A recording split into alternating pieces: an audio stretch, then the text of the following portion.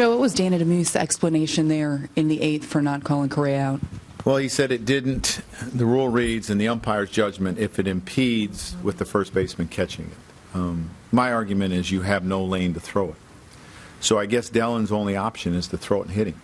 And I don't think that's what baseball wants. So to me, it's something that probably needs to be looked at. How frustrating is that, considering where you are in the game, 8th inning, tie ball game? Yeah, I mean, that's a big play. You know, it ends up hurting us, and then he gives up the couple more runs from that on. But that's a big play because that's the second out. Did you think he had Valbuena there in the 2-2 pitch, the curveball? Yes, I did.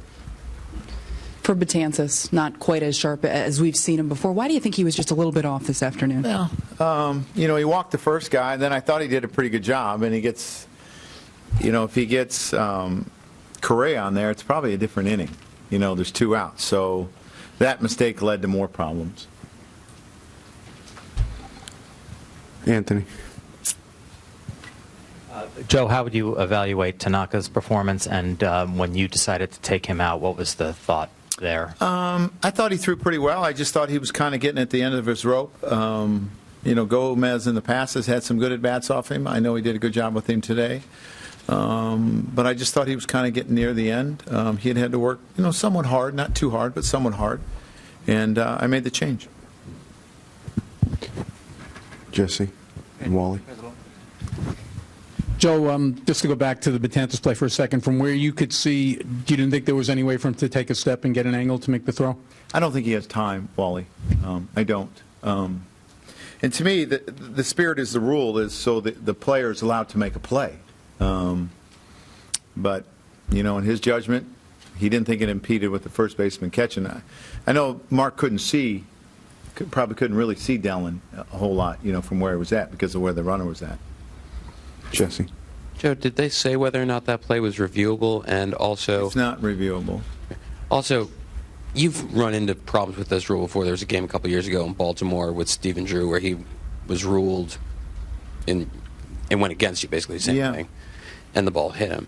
Is this a rule that, you know, just needs to be evaluated for just better clarity and the way it's enforced? I personally think so. You know, what's Dellen's option there? To throw it and hit him in the back? I mean, is that really what we want? I don't think there's really a lot of options for Dellen. Or he tried to touch it, you know, throw a touch throw, which most pitchers don't have in their arsenal, over Correa, and that's difficult. So, you know, I think it's interference, but the rule reads the way it does, and we have to live with it. Andrew. Joe, what did you think of the conditions? I didn't think they were terrible. I mean, they weren't ideal. But I've been in colder games before. I thought both teams handled it pretty well. George. Joe, Keuchel make adjustments after the inning he scored 2? Yeah. You know, he walked a few the first couple of innings that I think, you know, kind of helped us a little bit. But he made adjustments. He made pitches, and you know, I thought Masahiro got in trouble when he got behind a little bit, and I think the same was the case with Keuchel. Kevin, to your right, Joe. Joe, what kind of talent do we see? Here we go. Sorry, yeah. Up in Correa when you see that kid. How you know, amazing. it's really good talent. There's nothing he can't do. Defensively, he plays extremely well. He runs the bases extremely well. And he's a really good hitter. You know, we saw him hit a couple different pitches, and we saw him hit pitches hard to third, and hard to right center, and he's quite a talent. Brian, to your left, Joe. So it looked like you signaled you were going to play under protest. I did. I told him I want to protest. What's the hope there? Well, you know, if they don't change it, that you bring more clarity to the rule. Because I don't want to go in and tell my pitchers just throw it and hit them in the back. You know, I don't want to do that because you get somebody hurt is what you can do. So, you know, Mark obviously he doesn't have a lane to throw it. So, you know, it's different to me if he's crossing over the base path, and that because he's crossing over the base path, he doesn't have a lane. But where he was, you know, Correa is way in the baseline. To me, it's something that really needs to be addressed. Back middle, Joe. Obviously, losing always leaves a bad taste in your mouth, but opening day kind of deja vu of 6 months ago exactly. I mean, what are your feelings right now about today's game? Well, it's frustrating because we had a chance to win the game. We had a 2-0 lead, and we weren't able to build on that. And then, some of our mistakes led to them scoring some runs. But tomorrow's a new day. Mark, right here in the middle, Joe. Joe, given all the trouble you guys had against Keuchel, how nice was it early on anyway to see Castro come through in his first at bat for you guys and have that big hit? I thought that was good. I thought he put a good at bat on him. I thought our guys put some better at bats on him today than we did, 6 months ago or however long ago it was. So it was good to see, Starling get off to a good start. Billy. By protesting an interpretive call, I mean, are there any real grounds that you think you have for that, or is just to make a point?